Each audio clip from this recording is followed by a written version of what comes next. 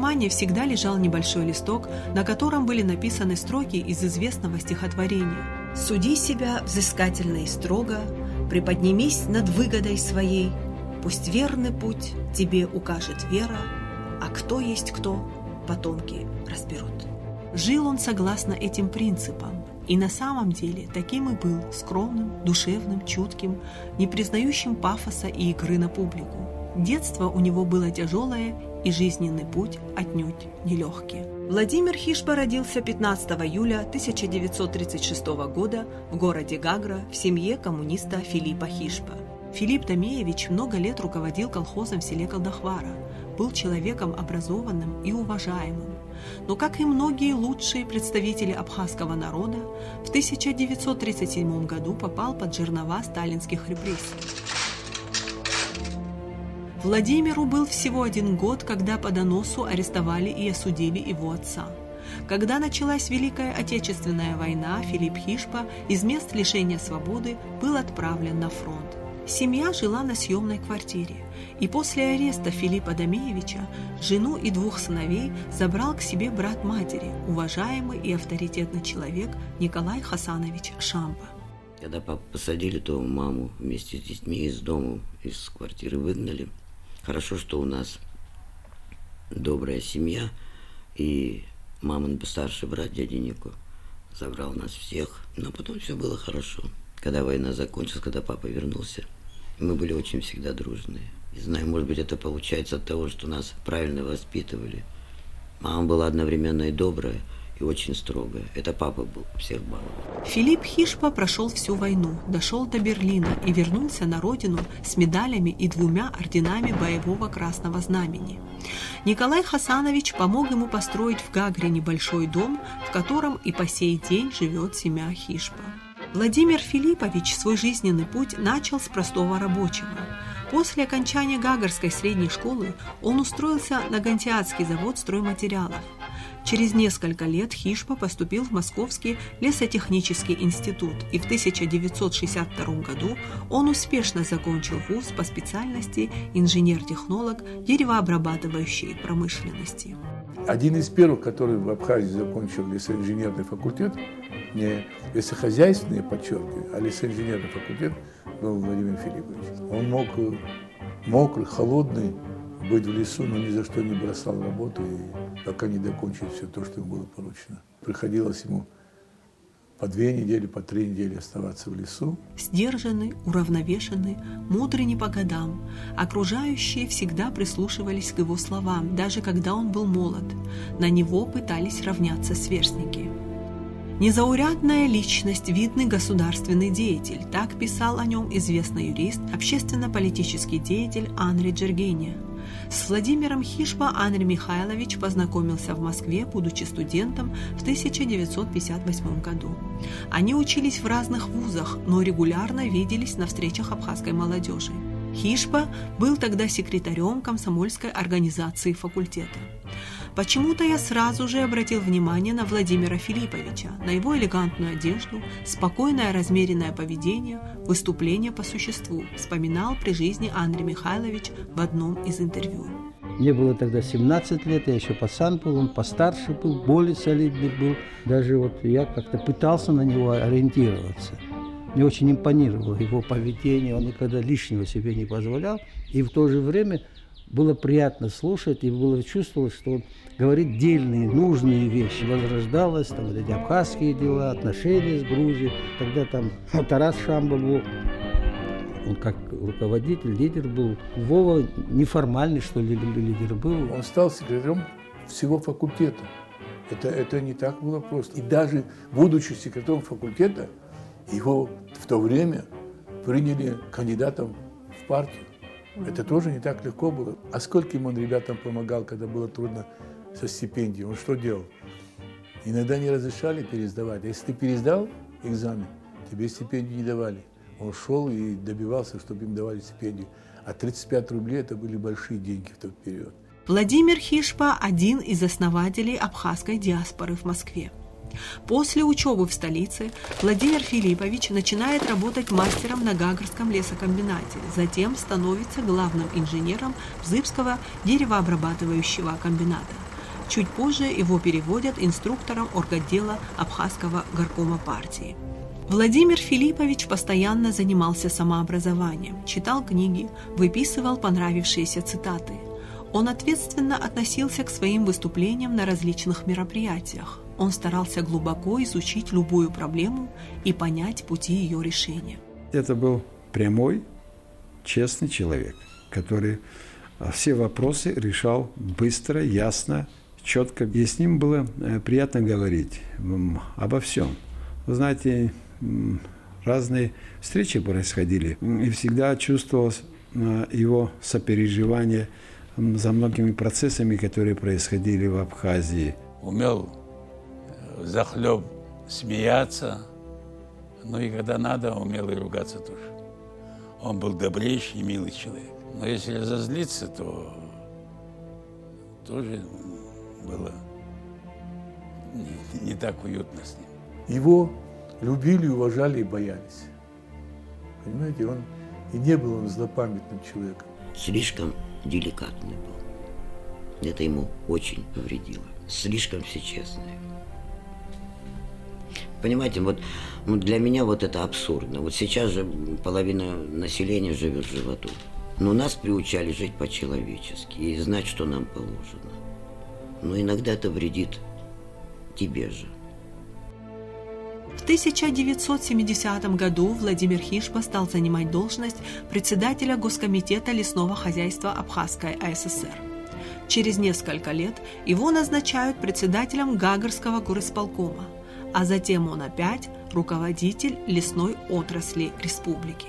На этой должности он, конечно, завоевал безусловный авторитет в силу того, что, во-первых, он был очень трудолюбивым, он глубоко знал свою профессию.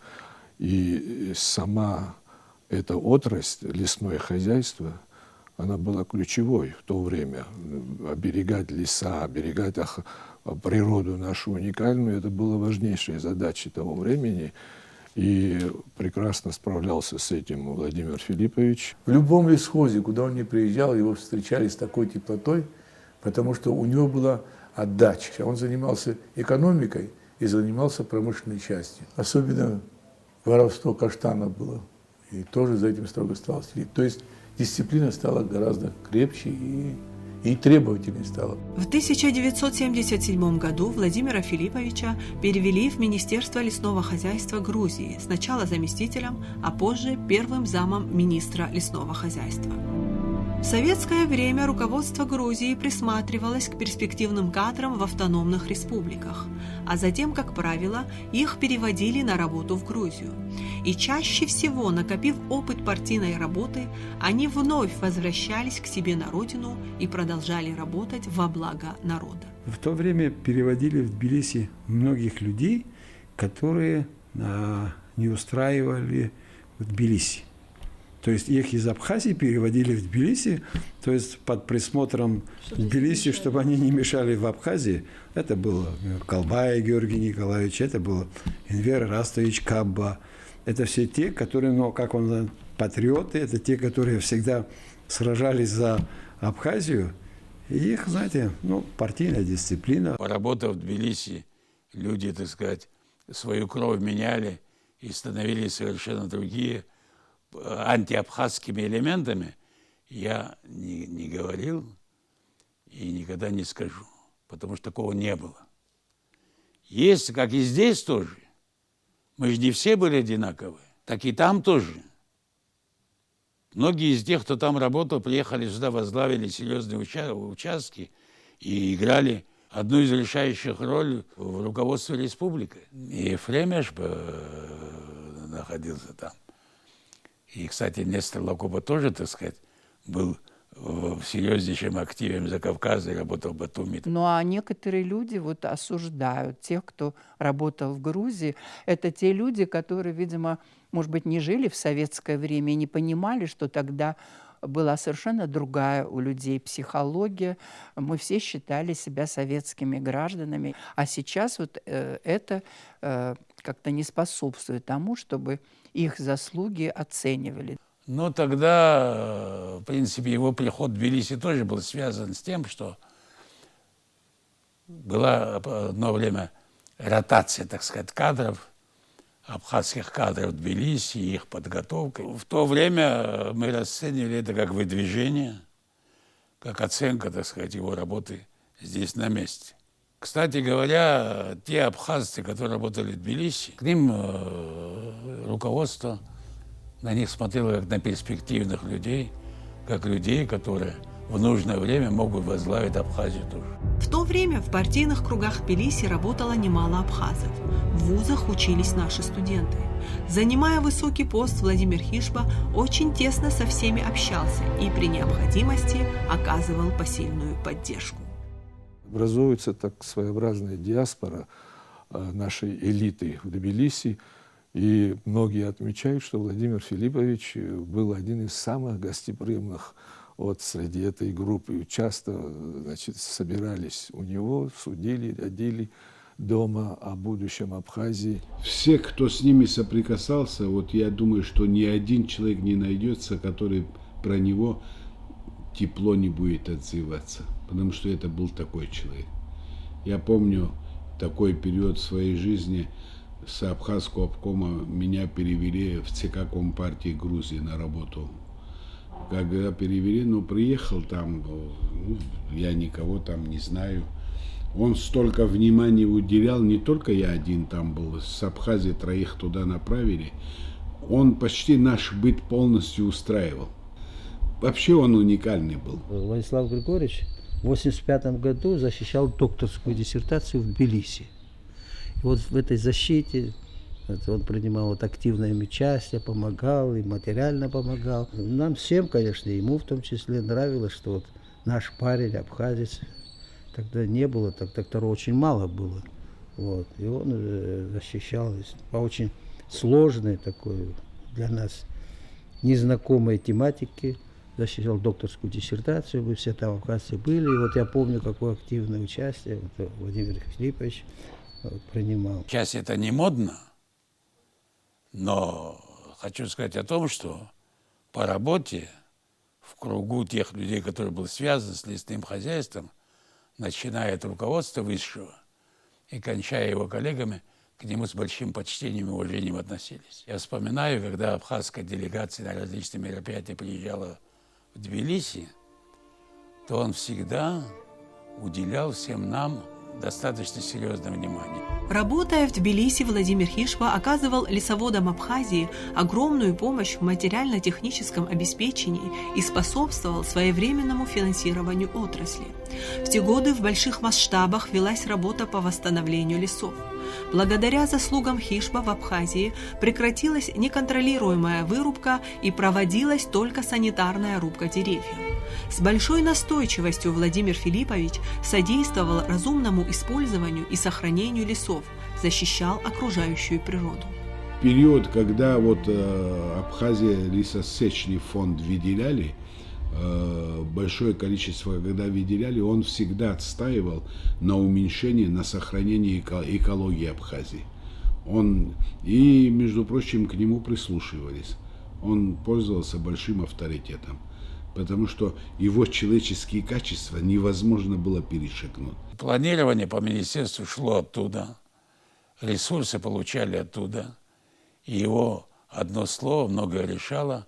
Мне довелось работать председателем комитета лесного хозяйства АБХСР, потом оно стало министерством и так далее. Все эти годы мы получали колоссальную помощь с его стороны. Когда он стал работать заместителем министра лесного хозяйства Грузии, он постоянно помогал Абхазии. И приходилось мне звонить и говорить: Владимир Филиппович, а вы знаете, что те бюджетные деньги, которые вы подписали, до нас еще не дошло. Ой, что творилось в тот момент, кошмар. Владимир Хижба проработал в Тбилиси 12 лет, с 1977 по 1989 год. Он умел находить контакт с людьми, тонко улавливать их настроение и делал все возможное, чтобы раскрывать способности человека. Он не любил парадности и пустословия, был требовательным и при этом уважительно относился к подчиненным. И, как отмечают все, кто его хорошо знал, Владимир Филиппович никогда не использовал свое служебное положение в корыстных целях. Хишпа пользовался авторитетом и в союзном министерстве. Тогдашний министр лесного хозяйства СССР Воробьев не раз предлагал ему должность своего первого зама, но Хишпа отказывался от этого, казалось бы, заманчивого предложения. За большой вклад в развитие лесного хозяйства республики Владимир Хишпа был занесен в Книгу трудовой славы и награжден многими почетными грамотами. Возможно, для современной молодежи подобные знаки отличия не столь значимы, но в те времена это было признанием высокого профессионализма. —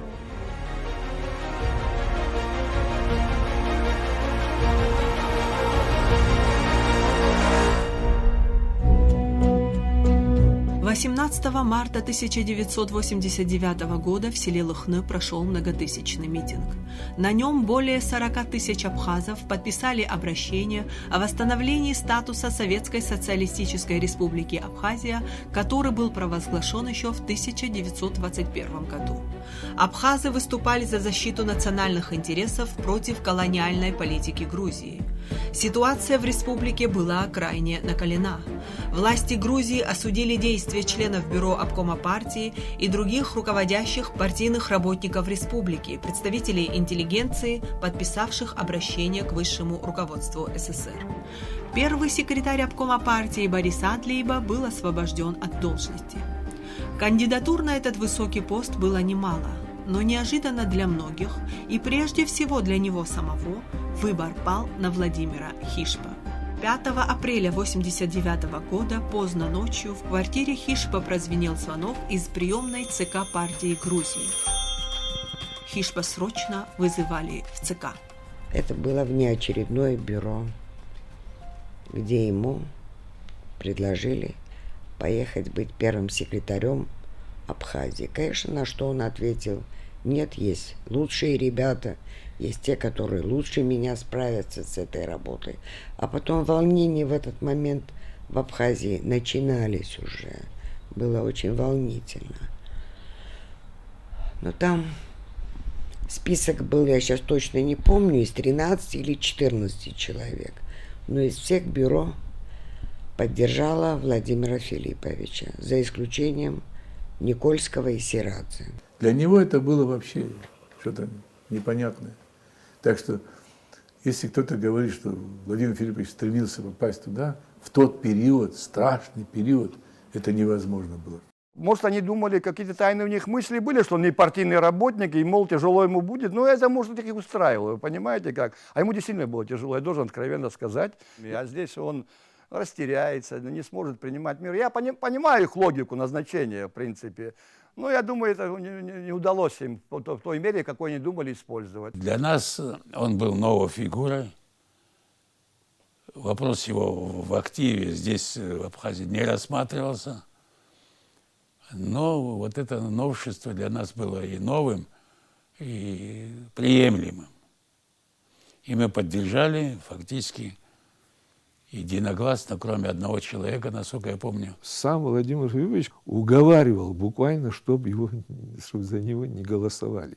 Он понимал, в какую он ситуацию сейчас попадает, поэтому искренне не хотел. Грузины думали, что раз он в Грузии столько лет проработал, значит, он стал уже лояльным в отношении Грузии, и что это в интересах Грузии, чтобы он возглавил Абхазский обком партии.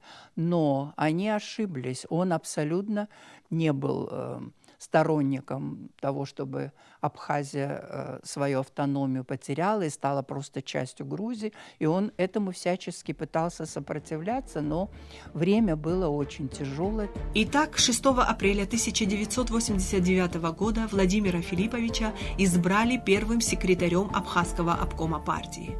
Хишпа прекрасно понимал неоднозначность ситуации. Он взвалил на свои плечи эту тяжелую ношу в самое сложное время, когда в большой стране шла перестройка и уже отчетливо чувствовалось дыхание кардинальных перемен. А в Грузии руководители неформальных объединений преднамеренно обостряли ситуацию в республике для выхода из состава СССР. В Абхазии все нарастало национально-освободительное движение. Противоречия обострялись очень сильно, и в этих условиях Владимир Филиппович занял твердую позицию.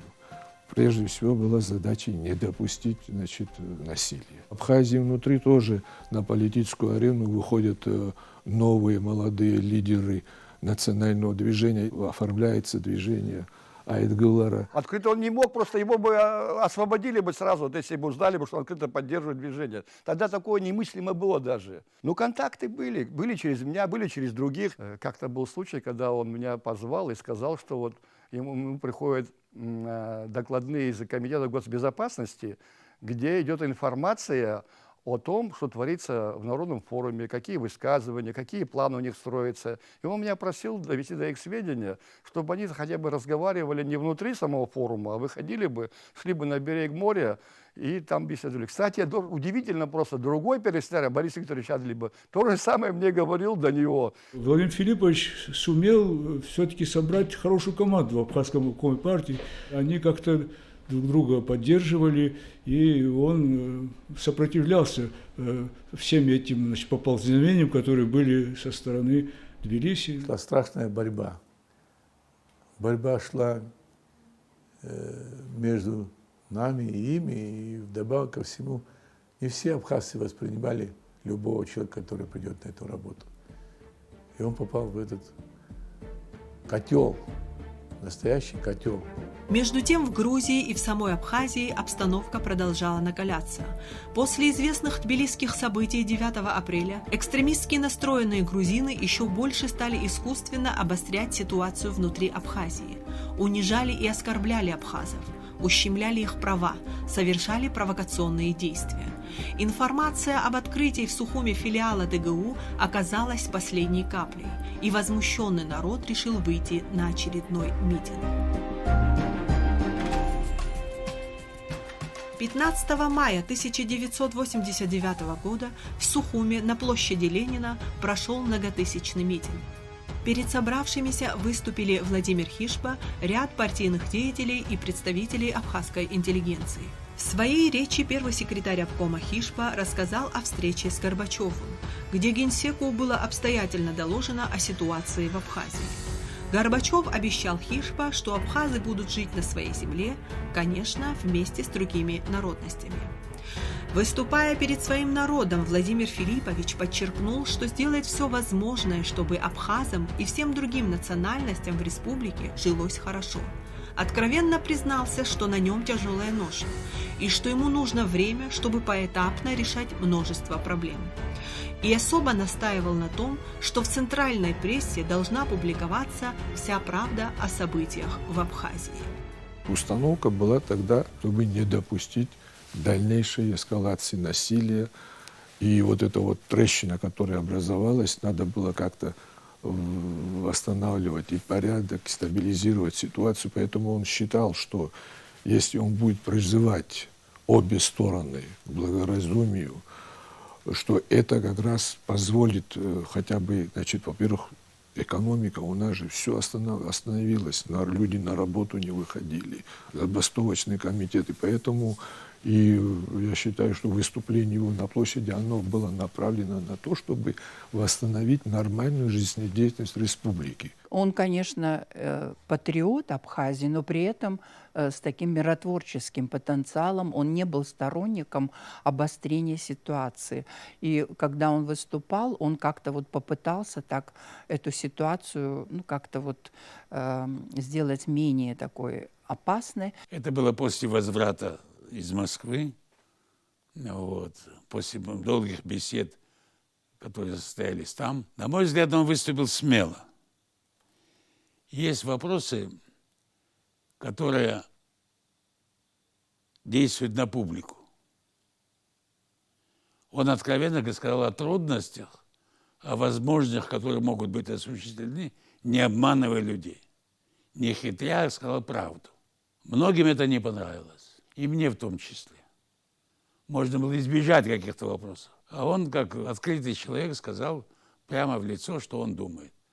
Это, конечно, немножко снизило его рейтинг в той ситуации, когда общество было под эйфорией, так сказать, лыхенских событий. Но надо быть реалистом. Он был реалистом.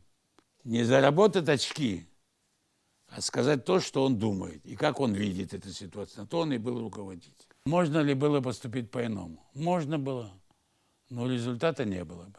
Ну, он мог успокоить просто наших людей, как собравшись на площади, но обещать им, гарантировать, извините меня, таких прав у нас просто не было. У обком партии не имел таких прав. Понимаете, обещают же много, а потом, когда не исполняются, тоже обижаются. Да лучше сразу не обещать. Не хотел бы вреда своему народу. А хамски, ну, брать тоже нельзя было, вы понимаете. А он оказался заложником этой ситуации. Ну, как и любой был бы на этом месте, я вам точно говорю. В той ситуации жестко действовать не мог он никак. Если он начал действовать, он опять возвращал к столкновению людей.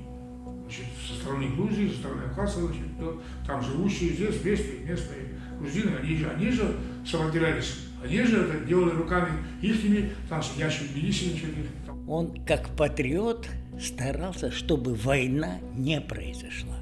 Потому что все мы не говорили вслух, но мы все чувствовали, что это может вполне случиться. Потому что настолько накалялась обстановка политическая, и люди не хотели слышать Владимира Филипповича. Он четко стоял на сохранении независимости Абхазии. Здесь он был беспрекословен, он не кричал, но все время он старался сделать так, чтобы Абхазия была независимой. Первый секретарь обкома понимал, какие задачи перед ним поставлены, в полной мере чувствовал всю ответственность перед своим народом. Владимир Филиппович прилагал все усилия, использовал имеющийся опыт, чтобы облегчить жизнь людей. Но Хишба был коммунистом, человеком партийной системы с ее мощнейшей идеологией, а противоречить партийной машине было крайне сложно. И можно сказать, что Хишба не раз оказывался между молотом и наковальней. Это постоянное напряжение, несомненно, сказывалось и на его здоровье. У него же не было таких огромных ресурсов, потому что он подчинялся коммунистической партии Советского Союза. Он не мог как-то нарушать вот эти какие-то требования, которые там предъявлялись к нему. Он сделал то, что он мог, конечно. Больше он не мог сделать. Что касается первого обкома партии, решение принималось не здесь и не только в Тбилиси. Это решение принималось на уровне ЦК КПСС. С подачи грузинской стороны, конечно. Я когда вот вспоминаю, что наши люди обижаются, особенно руководители национального освободительного движения, активные члены, что обком, мол, да он не мог ничего сделать. Я вот наблюдал 10 лет заседание Абхазского бюро обкома партии. Бюро обкома партии. Это высший орган был. Они коллективно принимали решения.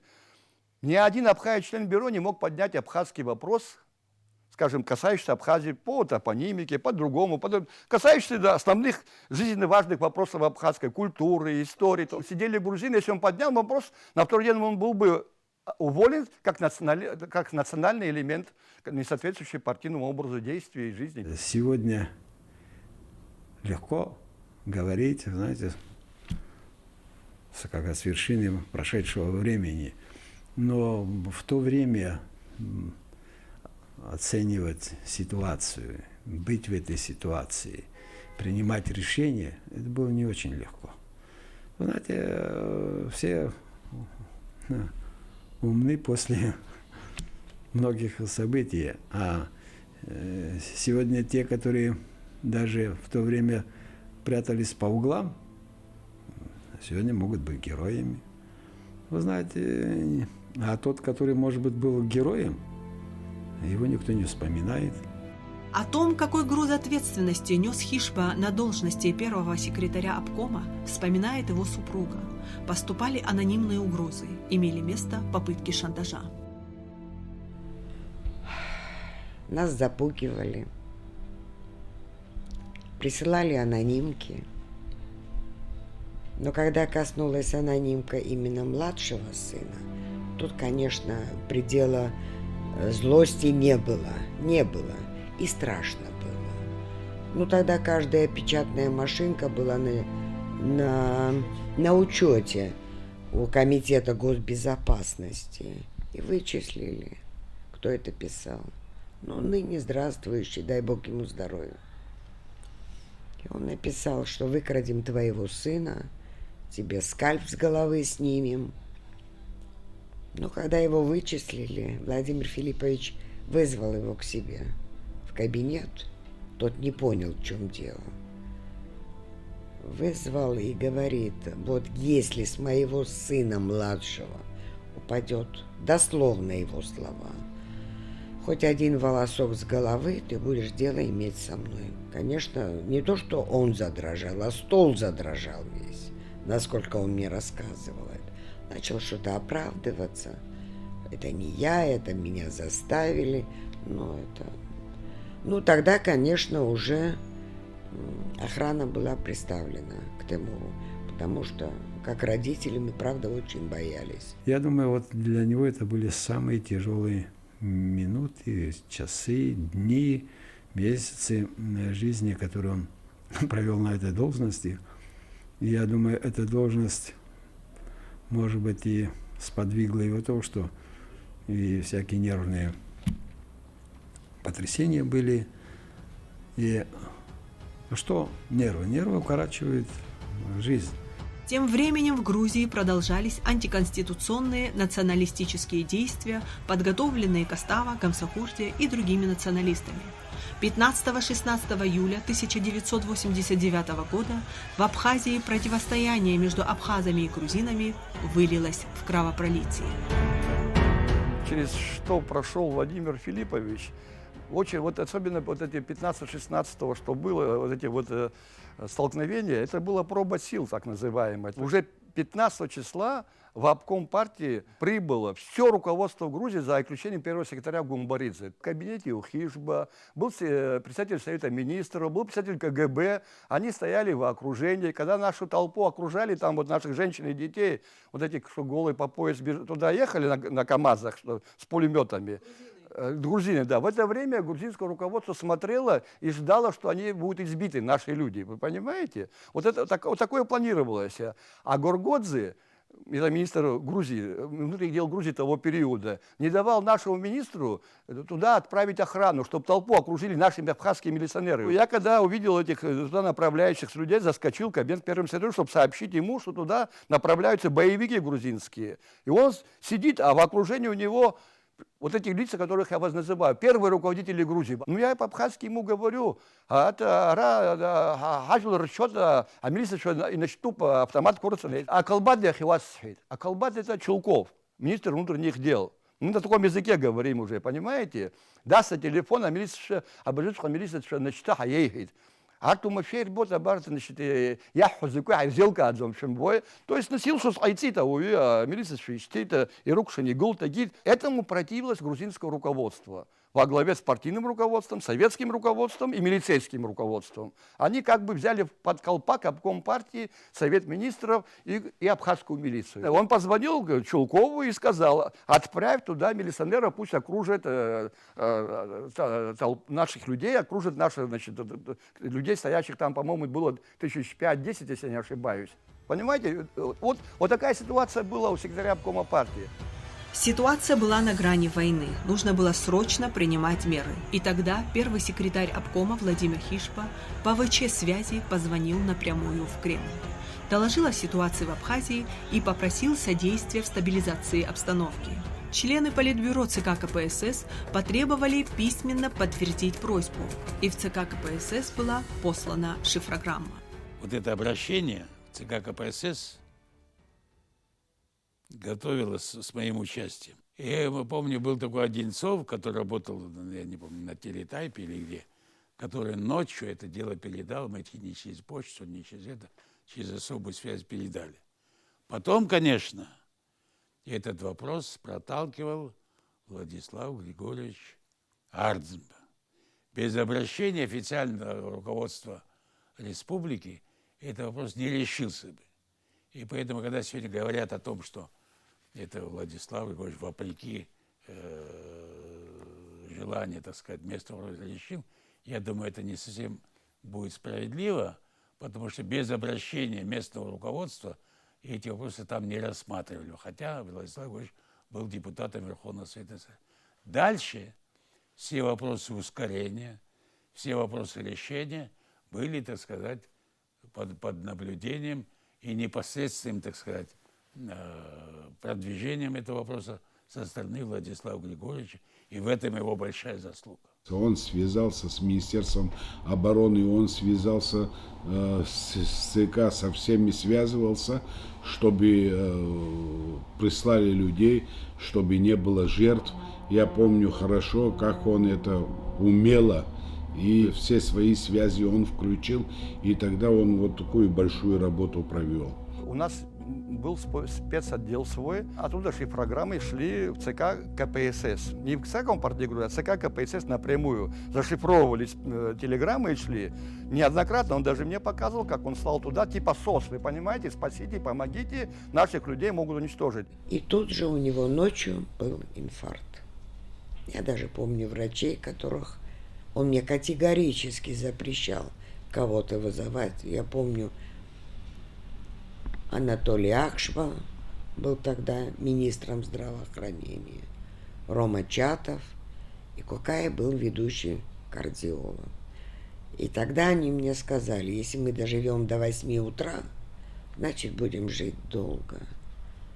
Ну, до 8 утра мы как-то протянули. И сказали, ни в коем случае не вставать. Он в тот же день встал и пошел на работу.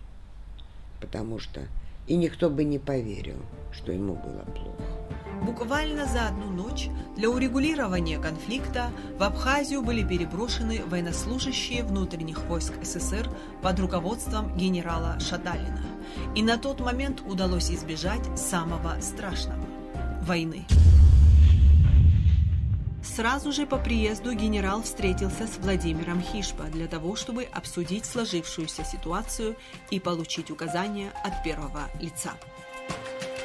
В этой связи хотелось бы привести фрагмент комментария Анри Джергения к статье Ивана Цушпа «Жаркий июль 89-го».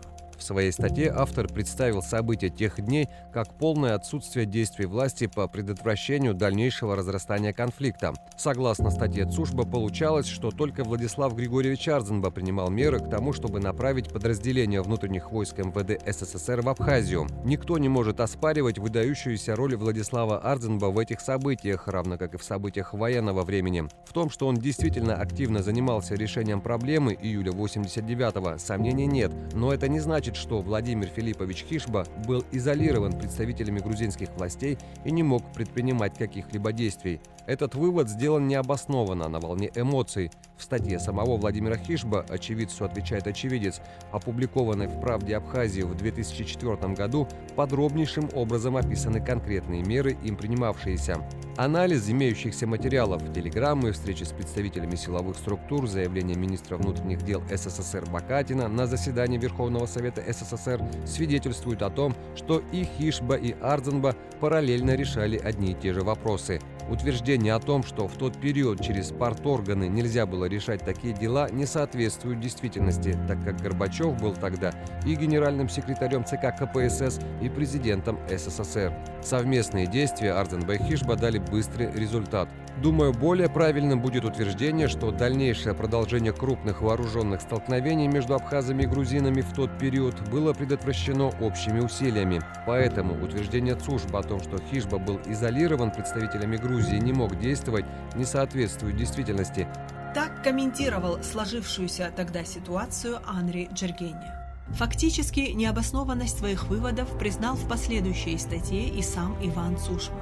В этой статье, названной им «Каждый делал свое дело», газета «Республика Абхазия», 2004 год, Цушба признал, что о бездеятельности Владимира Хишба в этой ситуации он написал, не имея точных сведений о том, что происходило на самом деле. Во время июльских событий 1989 года Хишба сутками не приходил домой. По словам супруги, это были самые страшные дни для семьи. Сколько душевных сил и энергии пришлось затратить в те роковые дни первому секретарю обкома, знают только самые близкие – люди, которые находились рядом с ним. Он пришел сюда работать в самое трудное время. Это все, когда в руках огромной власти нету, приходилось ему внутри переживать, переламывать все это. И надо об этом сказать, что в обкоме партии, где он был первым секретарем, редко появлялись люди, с которыми можно было поделиться. Поскольку я был его близкий человек, он все это мне передавал. Иногда приходилось ему даже плакать. Что делать? Ситуация была очень сложная. Но хочу сказать, что со всеми партийными, должностными, национальными обязанностями он геройски справлялся. Он нам такие вещи сказал, что нам было трудно разговаривать. Он говорит, что пришли ко мне 3 женщин, и когда они сели на подоконники и начали с подоконника со мной разговаривать, я, говорит, не понял, это абхазцы или кто. То есть его выводили из равновесия. Я думаю, некоторые люди, которые хотели на это место попасть, и они специально, наверное, это делали. Сегодняшняя обстановка, она еще напряжена и сложна. В разных местах бывает на межнациональной основе стычки. Правда, жертв нет. Ну, пока неспокойно. Недоверие между собой, подозрительность друг к другу. Необходима большая кропотливая работа, разъяснительная работа, которая должна убрать эту подозрительность, недоверие. И после июльских событий нарастала вот эта вот пропасть, волна ненависти между, значит, вчерашними соседями. Постоянные встречи в коллективах, в трудовых коллективах, с творческой интеллигенцией, с научной интеллигенцией, с рабочими, с колхозниками, в селах. Все делалось для того, чтобы не допустить дальше вот этого. Трещина могла превратиться уже в пропасть непреодолимую. И в этих условиях действительно Владимир Филиппович проявил очень твердые, принципиальные свои убеждения в том, чтобы надо сохранить мир. Можно сказать, что 90-й и 91 год прошли относительно, значит, без эксцессов таких больших. Влияние Компартии существенно ослабевало. Тем не менее, Владимир Хишба поручал всем партийным органам всячески помогать депутату Верховного Совета СССР Ардзенпа в его деятельности. Он нас всех собрал и говорит, что, знаете, партия не сохранится уже, статью убрали и все остальное. И он говорит: постарайтесь помочь все, силой направьте на помощь Владиславу Григорьевичу Ардзенпа, говорит. Помогите ему, помогите, чем можете, говорит, будущий за ним. Он был в очень близких отношениях с Владиславом Григорьевичем Ардзенпа. У нас тогда никаких разногласий не было. Мы шли в одном русле. И Владимир Филиппович, и Владислав Григорьевич были близки друг к другу по тем делам, которые они делали. У них постоянные контакты были с Владиславом Ардзенпом тогда, в это самое трудное время. Ну, я считаю, что на его месте и большего никто и не смог бы сделать тогда. Это было в 90-м году. Позвонил мне Владимир Филиппович и пригласил к себе. А Владислав Григорьевич уже стал депутатом Верховного Совета СССР. Он говорит: ты знаешь, там вот какие-то проблемы есть в депутатской группе от Абхазии в Верховном Совете СССР. Ну, тогда в Верховном Совете СССР абхазцев было 8 человек. И фактически, я не знаю, почему так получилось, никто ему не помогал. Вот. Он фактически бился в одиночку. И вот потом вот с легкой руки Владимира Филипповича, да, я поехал на неделю в Москву, а находился там почти полгода.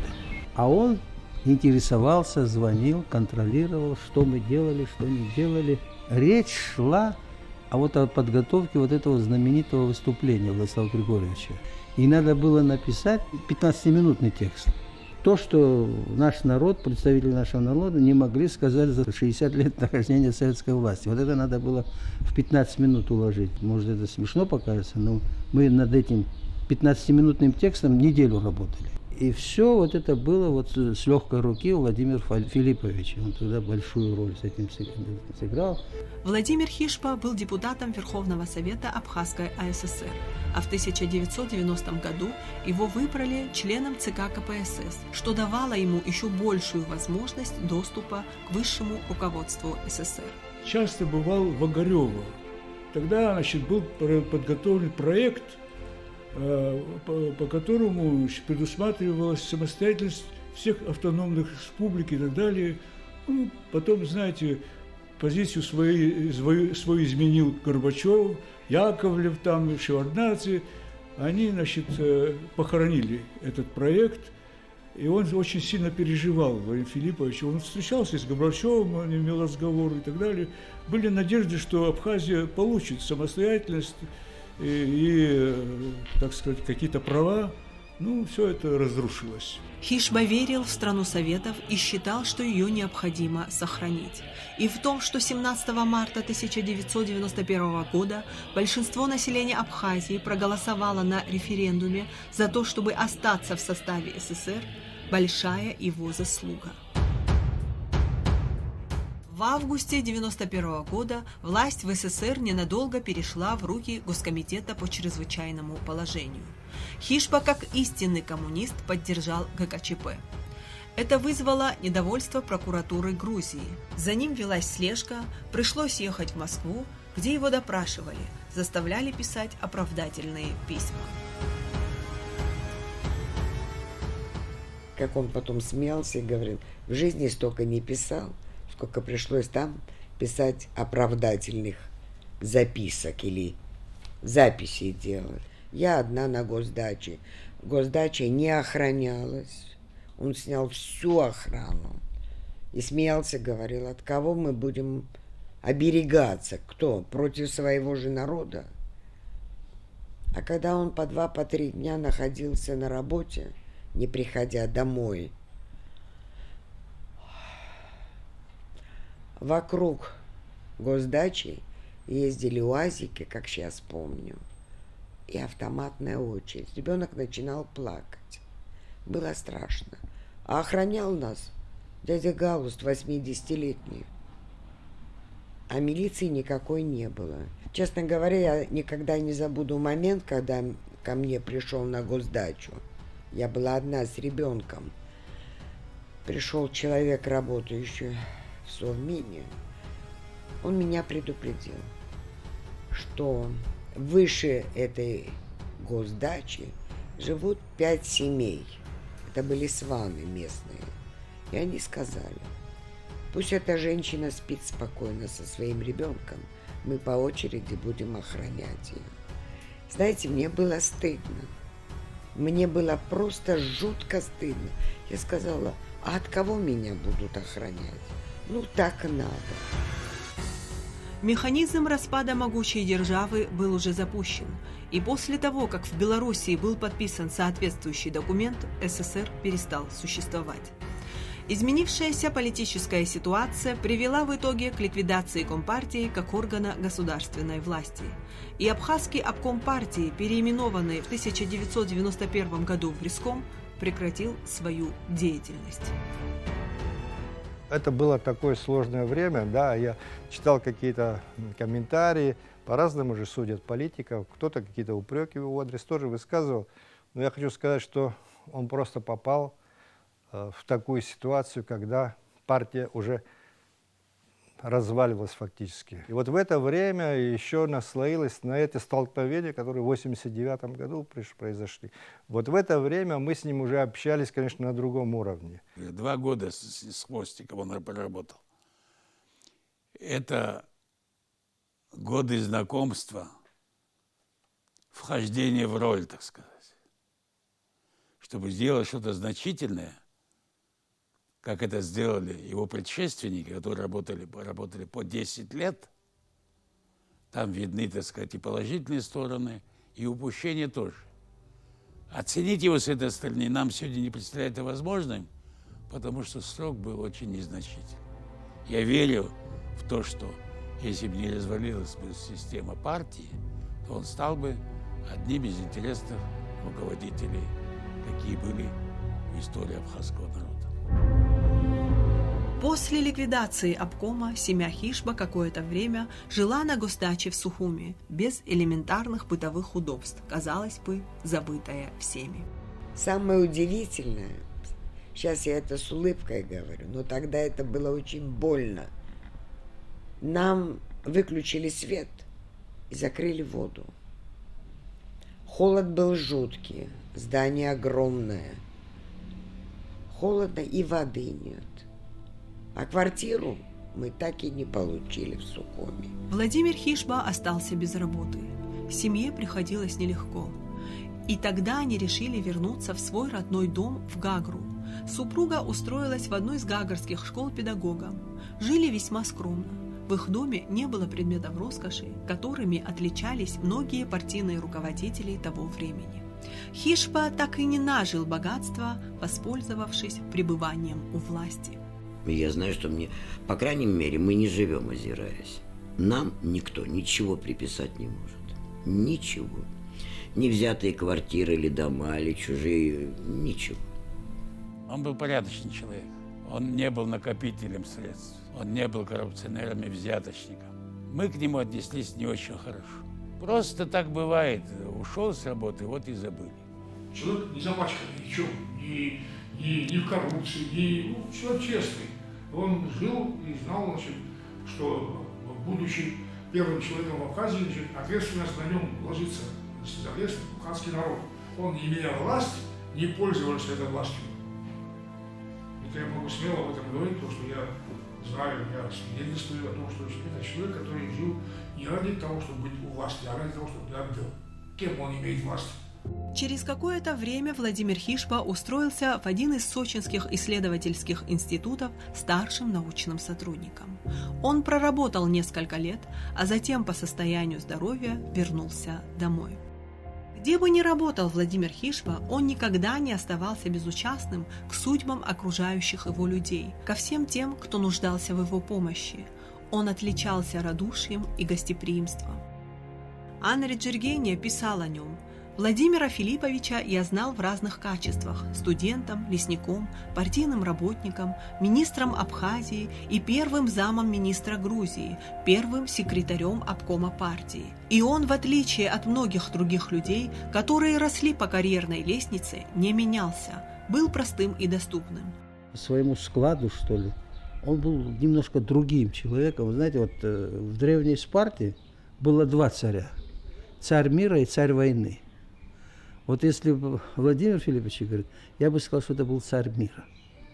Царь мира, потому что вот в той системе, в которой он работал, он был блестящим работником. Он был сам по себе человеком очень широкой, обаятельный, скромный. Несмотря на большие занимаемые должности, он очень был прост в общении, очень доступен и лично скромен. Это большое значение имело тогда для людей тоже. И все, что он мог в тех тяжелейших условиях межнационального противостояния, он сделал. И главное для него было как можно меньше, чтобы было вот этих столкновений, сохранить мир. Но на тот момент он все сделал для предотвращения больших столкновений и кровопролития. Владимир Хишба никогда не изменял своим нравственным принципам. Он был верен своей эпохе и добросовестно ей служил. Мы все люди того поколения, продукт того времени. Потому что идеология партии была так поставлена, со школьной скамьи и до гробового окончания мы жили под прессом этой идеологии и были ею воспитаны. Кто-то верил в нее добросовестно, кто-то не верил, но вынужден был верить. Вот. Хишба был один из тех, кто был продуктом этой эпохи, был верен этой эпохе и добросовестно служил. Владимир Филиппович в нашей памяти остается как человек, во-первых, высокой порядочности, очень душевной, и, я бы сказал, большой ответственности за все дела, которые ему поручаются. Был нормальный, хороший абхаз, который любил свою родину. А это самое главное. Вы знаете, он не позволил себе ничего лишнего. Быть слугой тех, кто хотел сделать с него, вы знаете, такого ручного секретаря обкома партии. Это было не для него. И хотя Хишба по воле судьбы оказался вне общественно-политической жизни Абхазии, он до конца своих дней живо интересовался всем, что происходит в родной стране. Как патриот, как человек, который любил свою Абхазию, был немножко неоценен. Тем более он был, знаете, чист душой, чист своими делами. Можно было устроить его и на хозяйство работу, чтобы мог существовать человек. У него была семья, у него были трудности. И он вынужден был вплоть до того, что оставить Абхазию и ехать в Сочи. Это наша тоже вина, что он как-то выпал из политической и общественной жизни. Его надо было использовать, потому что у него большой был потенциал. Вот это вот я бы его отношу к людям, которые не смогли в достаточной мере раскрыть свои возможности, свои способности именно на благо нашего народа. Он был патриотом. Сам этот факт, что в народе он стал той фигурой, которая поручена руководить обществом, это говорит о многом. Надо было, конечно, о нем сказать о его слабых сторонах и о положительных сторонах. Он сделал все, что было в его силах тогда. На всех должностях, где он работал, он проявил себя как очень подготовленный, квалифицированный работник. Я думаю, что вот Владимир Филиппович Хижба – это один из тех политических деятелей Абхазии, который должен оставаться в истории абхазского народа как один из таких ярких личностей. Все то, что произошло, повлияло на Владимира Филипповича. Такую нагрузку политическую выдерживать было очень трудно. И поэтому он ушел не в то время, в которое должен был уйти. Действительно, как вы сказали правильно, через себя пропускал. А эти вещи, наверное, были не такие, не рядовые, а которые сложные были вопросы. И вот пропуская через себя, он довел свое здоровье до минимума. Что после окончания своей работы ему пришлось сделать сложную операцию шунтирования, делали ему в Минске. Он уже был наполовину убит. Он никогда дома ничего не рассказывал. Но по его виду я понимала, когда он очень нервничал. Но это можно было понять, и я всячески старалась как-то смягчить его волнение, но это было без толку, безусловно. Он все пропускал через себя, он все тяжело переносил. У него была настолько добрая душа, добрая. Как я всегда говорю, у тебя такое большое сердце, оно хватает на всех, не только на семью. Владимир Филиппович часто говорил, что если он что-то хорошее смог сделать на этой земле, пусть Бог за это воздаст его семье. Оно и понятно, Хижба очень дорожил своими родными, был любящим супругом и отцом. У 3 его сыновей растут замечательные дети. Но я счастливая мама. Да, жалко, что его нет, что он не увидел своего маленького внука, именем которого назван. Вовочкой мы его назвали, как бы я ни противилась. Мне сказали, что это не обсуждается. Он будет Вовочкой. 27 декабря 2008 года семья Хижба праздновала свадьбу младшего сына. Но этот самый счастливый день в жизни молодых был омрачен отсутствием родителей жениха. За день до торжества Владимир Хижба попал в реанимацию. Это был 4-й по счету инфаркт. Супруга от него не отходила. Врачи не давали никаких надежд. В душе родных все же теплилась маленькая искра. Но сердце Владимира Филипповича на сей раз не выдержало. Слишком много испытаний выпало на долю этого человека. Он переживал молча, никому не показывая своей боли, пряча ее глубоко внутри себя. Последний первый секретарь обкома нашей республики ушел из жизни в 72 года 29 декабря 2008 года. Перед смертью он тихо сказал супруге: «Ты посмотришь, какая жизнь будет в Абхазии. Но только всем вам надо меняться. Людям нужно больше доброты и веры. Суди себя взыскательно и строго, приподнимись над выгодой своей. Пусть верный путь тебе укажет вера, а кто есть кто, потомки разберут».